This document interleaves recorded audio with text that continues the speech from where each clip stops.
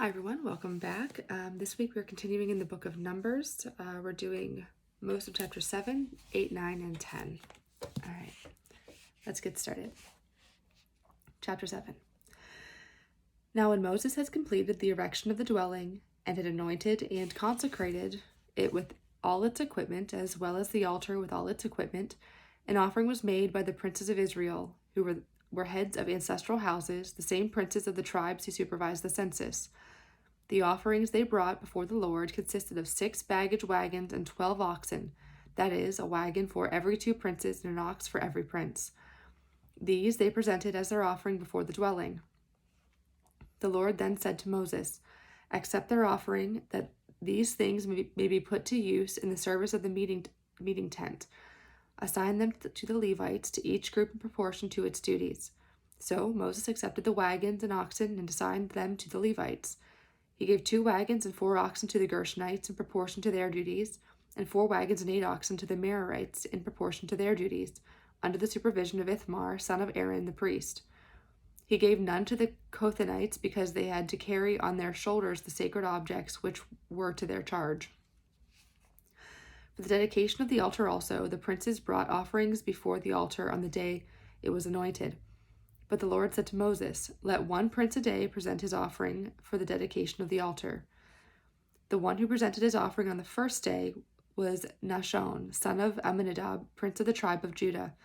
His offering consisted of 1 silver plate weighing 130 shekels, according to the sanctuary standard, and 1 silver basin weighing 70 shekels, both filled with fine flour mixed with oil for a cereal offering.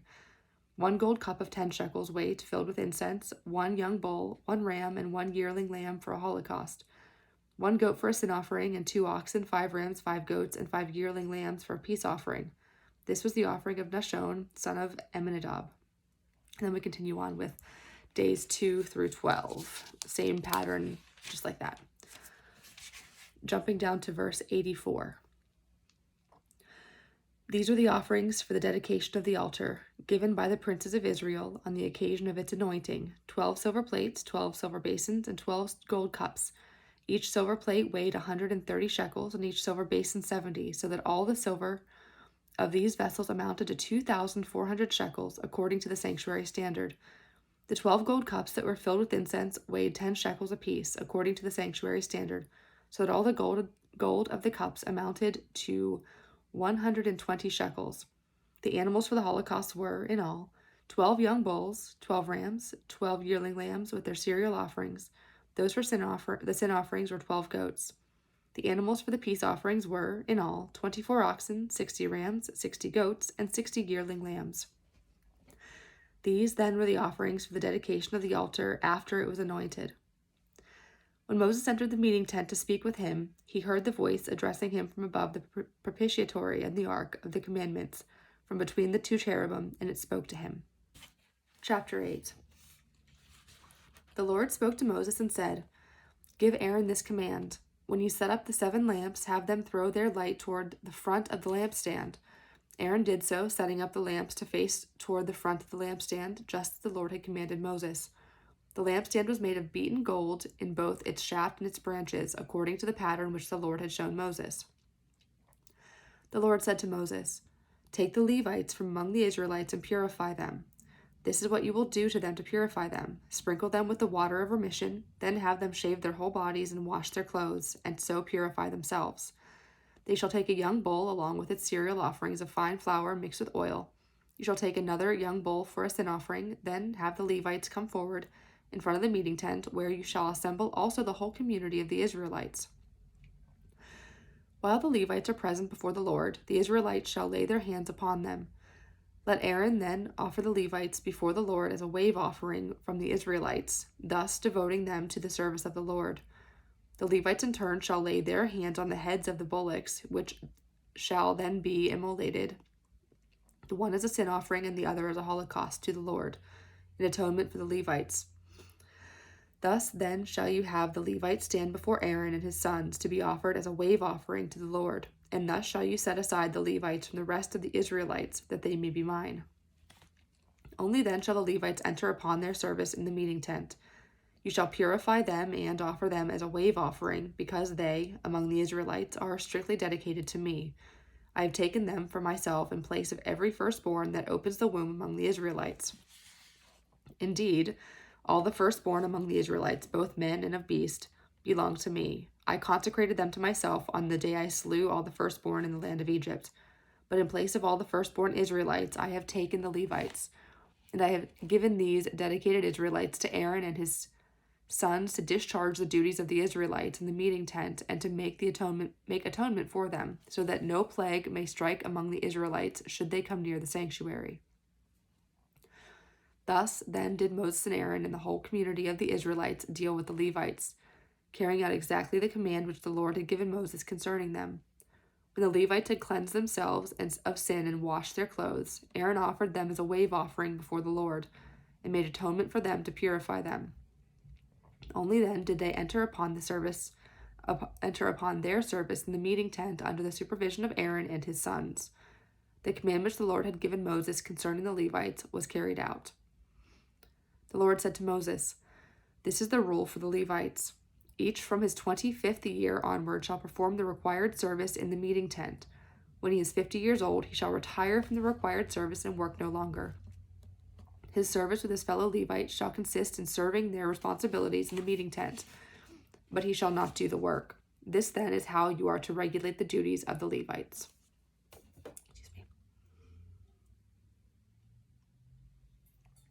Chapter 9. In the first month of the year following their departure from the land of Egypt, the Lord said to Moses in the desert of Sinai, "Tell the Israelites to celebrate the Passover at the prescribed time. The evening twilight of the 14th day of this month is the prescribed time when you shall celebrate it, observing all its rules and regulations." Moses, therefore, told the Israelites to celebrate the Passover, and they did so, celebrating the Passover in the desert of Sinai during the evening twilight of the 14th day of the first month, just as the Lord had commanded Moses. There were some, however, who were unclean because of a human corpse, and so could not keep the Passover that day. These men came up to Moses and Aaron the same day and said, "Although we are unclean because of a corpse, why shall we be deprived of presenting the Lord's offering at its proper time along with the other Israelites?" Moses answered them, "Wait until I learn what the Lord would command in your regard." The Lord then said to Moses, "Speak to the Israelites and say, if any one of you or your descendants is unclean because of a corpse, or if he is absent on a journey, he may still keep the Lord's Passover, but he shall keep it in the 2nd month, during the evening twilight of the 14th day of that month, eating it with unleavened bread and bitter herbs, and not leaving any of it over till morning, nor breaking any of its bones, but observing all the rules of the Passover. However, anyone who is clean and not away on a journey who yet fails to keep the Passover shall be cut off from his people, because he did not present the Lord's offering at its prescribed time. That man shall bear the consequences of his sin. If an alien, that's a non-citizen, if an alien who lives among you wishes to keep the Lord's Passover, he too shall observe the rules and regulations for the Passover. You shall have the same law for the resident alien as for the native of the land. On the day when the dwelling was erected, the cloud covered the dwelling, the tent of the commandments, but from evening until morning it took on the appearance of fire over the dwelling. It was always so. During the day the dwelling was covered by a cloud, which at night had the appearance of fire. Whenever the cloud rose from the tent, the Israelites would break camp. Wherever the cloud came to rest, they would pitch camp. At the bidding of the Lord, the Israelites moved on, and at his bidding they encamped. As long as the cloud stayed over the dwelling, they remained in camp. Even when the cloud tarried many days over the dwelling, the Israelites obeyed the Lord and would not move on. Yet sometimes the cloud was over the dwelling only for a few days. It was at the bidding of the Lord that they stayed in camp, and it was at his bidding that they departed. Sometimes the cloud remained there only from evening until morning, and when it rose in the morning, they would depart. Or if the cloud lifted during the day, or even at night, they would then set out, whether the cloud tarried over the dwelling for 2 days or for a month or longer. The Israelites remained in camp and did not depart. But when it lifted, they moved on. Thus it was always at the bidding of the Lord that they encamped, and at the bidding that they set out, ever heeding the charge of the Lord, as he had bidden them through Moses.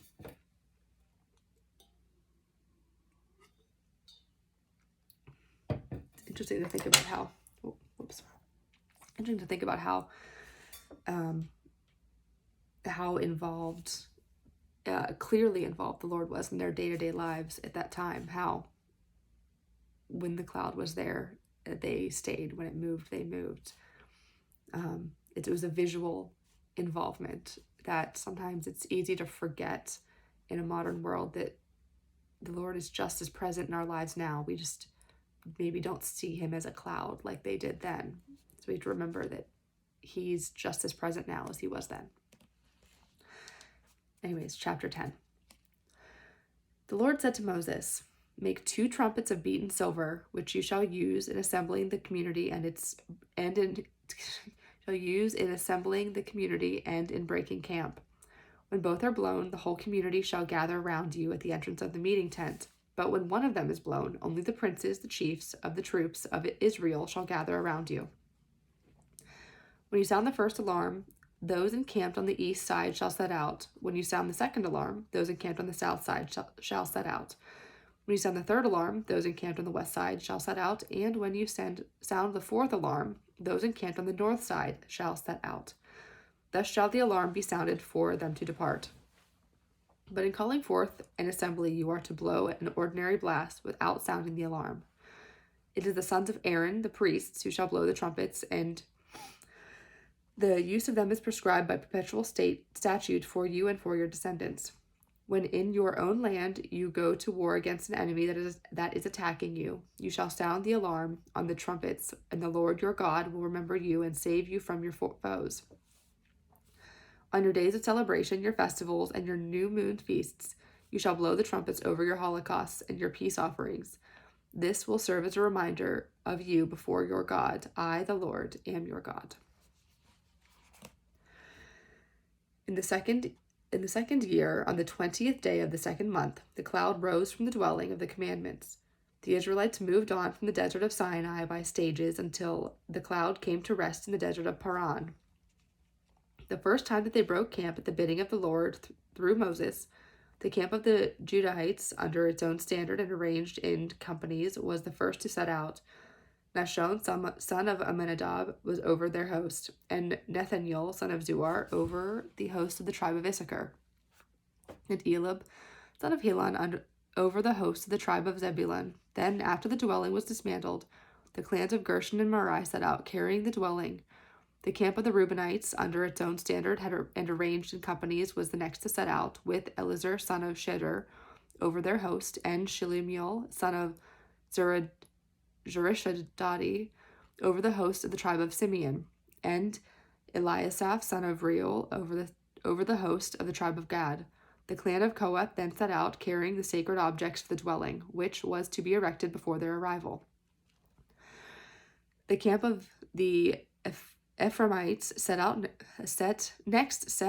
under its own standard and arranged in companies, with Elishama, son of Ammihud, over their host, and Gamaliel, son of Pedahazur, over the host of the tribe of Manasseh, and Abidan, son of Gideoni, over the host of the tribe of Benjamin.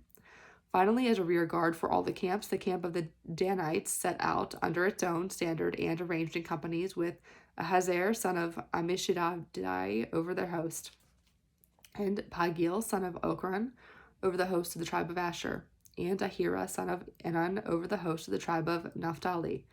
This was the order of departure for the Israelites company by company. As they were setting out, Moses said to his brother-in-law Hobab, son of Reuel, the Midianite, "We are setting out for the place which the Lord has promised to give us. Come with us, and we will be generous toward you, for the Lord has promised prosperity to Israel." But he answered, "No, I will not come. I am going instead to my own country and to my own kindred." Moses said, "Please do not leave us. You know where we can camp in the desert, and you will serve as eyes for us. If you come with us, we will share with you the prosperity the Lord will bestow upon us." They moved on from the mountain of the Lord, a 3 days' journey in the Ark of the Covenant of the Lord, which was to seek out their resting place when the 3 days' journey with them went. Try that again. They moved on from the mountain of the Lord a 3 days' journey, and the ark of the covenant of the Lord, which was to seek out their resting place, went the 3 days' journey with them. And when they set out from camp, the cloud of the Lord was over them by day. When the ark set out, Moses would say, "Arise, O Lord, that your enemies may be shattered, and those who hate you may flee before you." And when it came to rest, he would say, "Return, O Lord, you who ride upon the clouds, to the troops of Israel." So they are now leaving Mount Sinai. That is where the Lord gave Moses the 10 Commandments and everything. And they are headed towards the land that the Lord promised them. So yeah, I already touched on it, but I think one of the big takeaways from the reading today is just the reminder that just because we don't have a literal cloud that we follow or don't follow, go, stop, according to where it is, doesn't mean that God isn't here with us. The Holy Spirit isn't with us in our day-to-day lives. It is. We just don't see a physical cloud now. And on that note, let us bow our heads and close with the Lord's Prayer. Our Father, who art in heaven, hallowed be thy name. Thy kingdom come, thy will be done on earth as it is in heaven.